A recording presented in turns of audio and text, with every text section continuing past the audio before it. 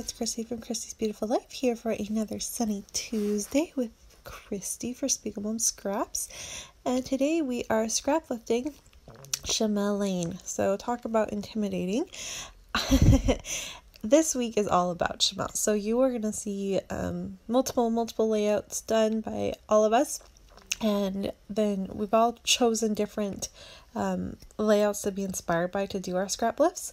But if you come back on Thursday, Susanna and I actually picked the same layout, not knowing that in advance. So if you want to see a second take on this layout, come back to the YouTube channel on Thursday and you can see Susanna's take.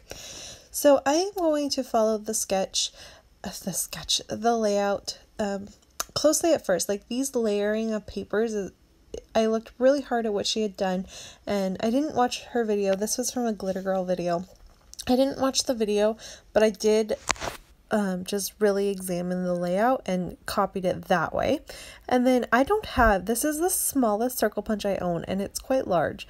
So I decided that I was going to do the scallops that are in her original layout, but with these bigger circles, so they're bigger scallops, and I wasn't gonna do it completely so that there was no white space. I wanted to leave some white space in between the lines, so it almost looked more like banners than as just a big solid pattern. Just my personal preference for how I wanted to go about it, and in the end I think it turned out okay. I struggled. It did take me a long time to figure out exactly how I wanted it to go. And in the end, I do this off camera because I don't actually have my sewing machine to film. That is just not possible. All you would see is the top of my sewing machine. So I did start to stitch, and there's something wrong with my machine and it ruined it. So I had to add some extra layers to it, and anyways, it got fixed. So all is fine now, but let me tell you, it was frustrating. I'm titling this Big Brother Alert Arriving 2017. So this was when we found out that we were pregnant with Nora, and this was the announcement we put on Facebook, so everyone got to know that she was coming. And because of the fact that I knew I was probably going to have gestational diabetes, and I also knew that being the second one, a lot of times they want to induce you early with that, I didn't write down which month she was arriving because it was going to be one of those things where she's technically due the 8th of April, but she was born the 25th of March. So yeah, and I kind of was prepared for that.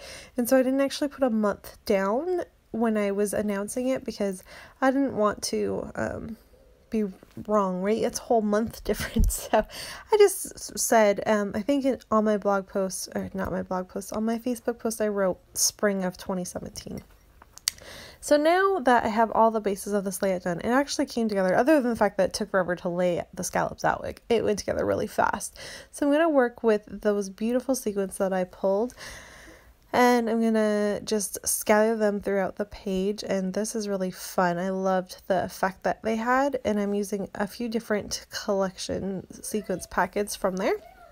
And you can also see I added that little fox from the Little by Little collection, and I'm gonna add this sticker that is way at the top, and I almost missed it, but it says congratulations, and I'm gonna put that up at the top so that I have the two other areas of embellishment, kind of where Shimelle had her original layouts and kind of steady places.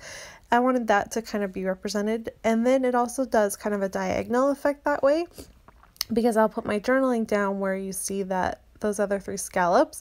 I'll put my journaling there, which is a little bit different. She actually journaled where I wrote Big Brother Alert, and then I just am spreading out the sequence. As you can see there, I'm using the Sparkle Power. No, it's not the Sparkle Power.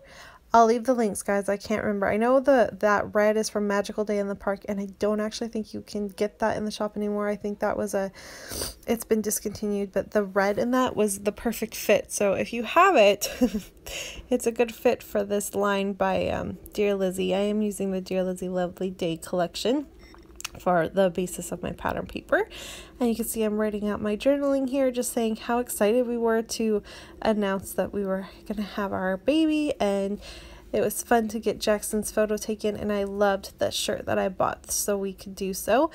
We actually, no one really got it at first because it's not like a in your face announcement shirt.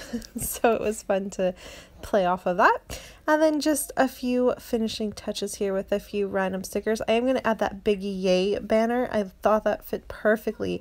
It just kind of expresses the excitement that I felt. And you can now see again all the beautiful sequins that I added as well. So again, I'll leave all the links to that in the shop for the shop. And if you have any questions, please leave them below. I had a lot of fun with this layout. It was a little bit different for me, but it was fun. I tried to put the whole thing on a piece of pattern paper instead of white cardstock, and I just couldn't do it. It was too busy for me. So that is why it is on white and not the famous background of doing all pattern on pattern like Shimelle does. But it was a fun scrap lift, and I hope you enjoy the rest of the week and all the other lovely lifts that are about to come for you to see this week. Thanks everyone so much for watching. Bye!